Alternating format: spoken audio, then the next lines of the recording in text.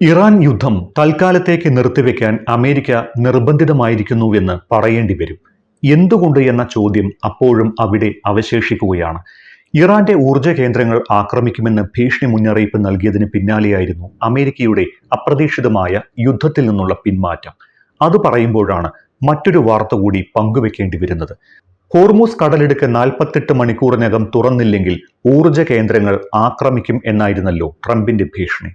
Trump മുന്നറിയിപ്പ് നൽകിയതിന് പിന്നാലെ സോഷ്യൽ മീഡിയയിലൂടെ ഇറാൻ സൈന്യം തങ്ങളുടെ ഭൂഗർഭ അറകളിൽ സജ്ജീകരിച്ചിരിക്കുന്ന മിസൈലുകളുടെ വൻ ശേഖരത്തിന്റെ ദൃശ്യങ്ങൾ പുറത്തുവിട്ടിരുന്നു. ഇത് മഞ്ഞുമലയുടെ ഒരറ്റം മാത്രമാണ് എന്ന ക്യാപ്ഷനോടെയാണ് ഇറാൻ തങ്ങളുടെ ആയുധശേഖരം പുറത്തുവിട്ടത്. ഇറാന്റെ ആയുധശേഖരം പൂർണ്ണമായി ഇല്ലാതാക്കിയെന്ന് ട്രംപും നെതന്യാഹുവും ആവർത്തിച്ച് അവകാശപ്പെടുന്നതിനിടയിലാണ് ഇതെന്നതും ഏറ്റവും ശ്രദ്ധേയമായ വസ്തുത. ഇറാന്റെ ആയുധശേഷി ഇനിയും ബാക്കിയുണ്ട് എന്ന് തെളിയിക്കുന്നതായിരുന്നു കഴിഞ്ഞ ദിവസം അമേരിക്കൻ യുദ്ധവിമാനം മിസൈൽ ആക്രമണത്തിലൂടെ തകർത്ത സംഭവം. അതിനു മുൻപ് യുഎസിന്റെ ഏറ്റവും കരുത്തുറ്റ ഒളിപ്പോരാളി F-35 വിമാനം തകരാറിലാക്കിയതും ഇറാനായിരുന്നു. കഴിഞ്ഞ ദിവസം ഇസ്രയേലിന്റെ ആണവ കേന്ദ്രത്തിന് തൊട്ടടുത്ത് വരെ മിസൈൽ എത്തിച്ച് ഇസ്രയേലിനെയും ഞെട്ടിച്ചിരുന്നു ഇറാൻ. ഈ സംഭവങ്ങൾക്ക് പിന്നാലെയായിരുന്നു ട്രംപ് താൽക്കാലികമായി 5 ദിവസത്തേക്ക് വെടിനിർത്തൽ പ്രഖ്യാപിച്ചത്. ഇറാന്റെ ഔദ്യോഗിക വാർത്താ ഏജൻസിയായ IRIB ആണ് ഇറാന്റെ മിസൈൽ ശേഖരത്തിന്റെ ദൃശ്യങ്ങൾ പുറത്തുവിട്ടത്. ഭൂഗർഭ താവളങ്ങളിൽ അതീവ സുരക്ഷയോടെ സൂക്ഷിച്ചിരിക്കുന്ന മിസൈലുകളുടെ വൻ ശേഖരം തന്നെ ഇറാന് ഇപ്പോഴുമുണ്ട്. ഇത് കാണുമ്പോൾ ഉയരുന്ന ചോദ്യം, ഇറാന്റെ മിസൈൽ ശേഖരം ഇല്ലാതാക്കിയെന്ന ട്രംപിന്റെയും നെതന്യാഹുവിന്റെയും അവകാശവാദങ്ങൾ പൊള്ളയല്ലേ എന്നാണ്. തങ്ങളുടെ മിസൈൽ ശേഖരം തകർത്തുവെന്ന് പറയുന്ന ഡൊണാൾഡ് ട്രംപിനും ബെഞ്ചമിൻ നെതന്യാഹുവിനും നേർക്കുള്ള വെല്ലുവിളിയാണ് ഇറാന്റെ ഈ വീഡിയോ. മഞ്ഞുമലയുടെ ഒരറ്റം മാത്രമാണ് ഇതെന്ന പ്രഖ്യാപനത്തിലൂടെ ഇനിയും ഏറെ ആയുധശേഖരം തങ്ങൾക്കുണ്ട് എന്ന് പ്രഖ്യാപിക്കുക കൂടിയാണ് ഇറാൻ. യുദ്ധം ആരംഭിക്കും മുൻപ് തന്നെ ഇറാന്റെ ബാലിസ്റ്റിക് ക്രൂയിസ് മിസൈൽ ശേഖരത്തെക്കുറിച്ചുള്ള വാർത്തകൾ പല അന്താരാഷ്ട്ര മാധ്യമങ്ങളിലും വന്നിരുന്നു. ഈ വാർത്തകൾ പൊള്ളയല്ലെന്നും വസ്തുതാപരമാണ് എന്നുള്ളതിനുമുള്ള തെളിവാണ് ഇറാന്റെ ഈ വീഡിയോ. ഇതെല്ലാം മുൻകൂട്ടി കണ്ടുകൊണ്ടാണോ ട്രംപ് താൽക്കാലികമായി യുദ്ധത്തിൽ നിന്ന് പിന്മാറാനുണ്ടായ സാഹചര്യമെന്നാണ് ഇപ്പോൾ ഉയരുന്ന ചോദ്യം. ഇപ്പോഴും വ്യോമാക്രമണത്തിലൂടെ ഇറാനെ നശിപ്പിക്കാനാണ് ഇസ്രയേൽ ശ്രമിച്ചുകൊണ്ടിരിക്കുന്നത്. കരയുദ്ധത്തിലേക്ക് അമേരിക്ക ഇതുവരെ കാലെടുത്ത് വെച്ചിട്ടില്ല. കരയുദ്ധത്തിലേക്ക് പോകാനും മടിയില്ല എന്ന് പറയുന്നുണ്ട് എങ്കിലും ഇസ്രയേലും അതിന് തയ്യാറായിട്ടുമില്ല. ട്രംപാകട്ടെ കരയുദ്ധത്തെക്കുറിച്ച് ഇതുവരെ ഒരു വാക്കുപോലും പറഞ്ഞിട്ടില്ല എന്നതും ഓർക്കണം. കാരണം ഭൂമിശാസ്ത്രപരമായ പ്രത്യേകതകളാൽ ഇറാനെ കരയുദ്ധത്തിലൂടെ ആക്രമിക്കുന്നത് ബുദ്ധിയല്ല എന്ന് ഇരുവർക്കും നന്നായി അറിയാം. മലനിരകളാലും മണൽപ്പാടങ്ങളാലും ചുറ്റപ്പെട്ട ഇറാന്റെ ഭൂമിശാസ്ത്രം പഠിച്ചെടുക്കുക അത്ര എളുപ്പമല്ല അമേരിക്കയ്ക്കും ഇസ്രയേലിനും. ഭൂമിശാസ്ത്രപരമായ ഈ പ്രത്യേകതകൾ മുതലെടുത്ത് കരയുദ്ധത്തിൽ ഇറാൻ ഏത് രീതിയിലായിരിക്കും പ്രതിരോധിക്കുകയും പ്രത്യാക്രമണം നടത്തുകയും ചെയ്യുക എന്നത് ഒരു തരത്തിലും നിശ്ചയിക്കാൻ ട്രംപിനോ നെതന്യാഹുവിനോ സാധ്യമാണ് എന്ന് കരുതുന്നില്ല. അതുമാത്രമല്ല, ലോകത്ത് തന്നെ ഭൂവിസ്തൃതിയുടെ കാര്യത്തിൽ 17ാം സ്ഥാനത്തുള്ള ഇറാനിൽ ഭൂമി കടന്നെത്തുക ആ പരിസ്ഥിതി പരിചിതമല്ലാത്ത അമേരിക്കൻ സൈന്യത്തിന് ബുദ്ധിമുട്ടേറിയ ടാസ്ക് ആവും.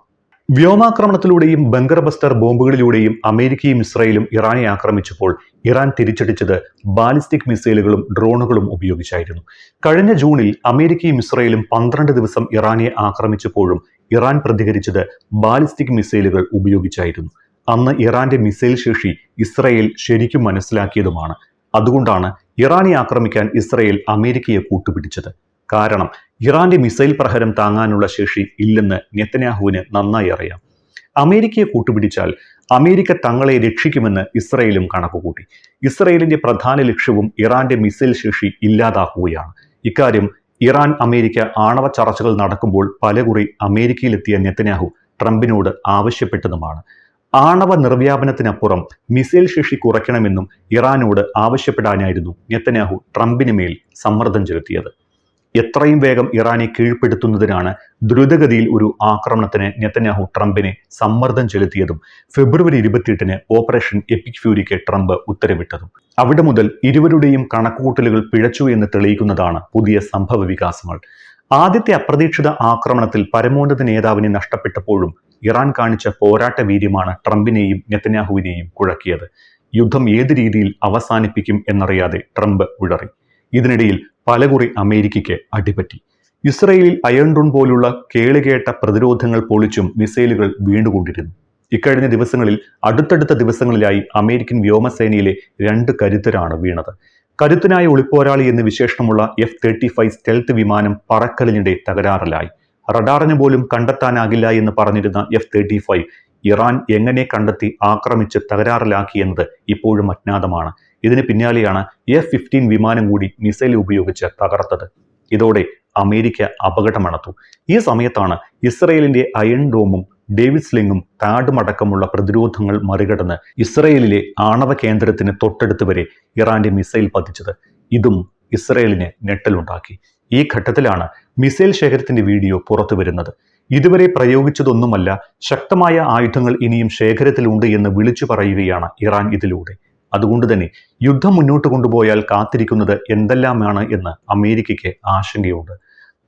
കുടുങ്ങിയ യുദ്ധം അവസാനിപ്പിക്കുന്നതിനാണ് താൽക്കാലികമായി വെടിനിർത്തുന്നത് എന്നും ഇറാനുമായി വെടിനിർത്തൽ സംസാരിച്ചു എന്നുമൊക്കെ സഖ്യകക്ഷിയായ നെതന്യാഹുവിനെ പോലും അമ്പരപ്പിച്ചുകൊണ്ട് ട്രംപ് പറയുന്നത്. എന്നാൽ ഒരു ചർച്ചയും നടന്നിട്ടില്ല എന്നും ഇറാനും ആവർത്തിച്ചിട്ടുണ്ട്. 5 ദിവസത്തേക്കാണ് യുദ്ധം നിർത്തിയത്. അതിനകം ഇറാൻ വെടിനിർത്തലിന് തയ്യാറായില്ല എങ്കിൽ പ്രത്യാഘാതം അനുഭവിക്കേണ്ടി വരുമെന്നൊക്കെ ട്രംപ് പറയുന്നുണ്ട്. അതേസമയം തന്നെ പാകിസ്ഥാന്റെയും ഈജിപ്തിന്റെയും തുർക്കിയുടെയും മധ്യസ്ഥതയിൽ നയതന്ത്ര ചർച്ചകൾക്കും കളമൊരുക്കുന്നുണ്ട്. ഇതും ട്രംപിന്റെ ഇടപെടൽ തന്നെ ആയിക്കൂടാ എന്നില്ല. എന്തായാലും ഇറാൻ ഇപ്പോഴും ഒരു കാര്യം ഉറപ്പിച്ചു പറയുന്നു: യുദ്ധം ആരംഭിച്ചത് അമേരിക്കയും ഇസ്രായേലുമാണെങ്കിലും എങ്ങനെ അവസാനിപ്പിക്കണമെന്ന് തീരുമാനിക്കുന്നത് തങ്ങളായിരിക്കുമെന്ന്. എന്തായാലും കാത്തിരുന്ന് കാണാം.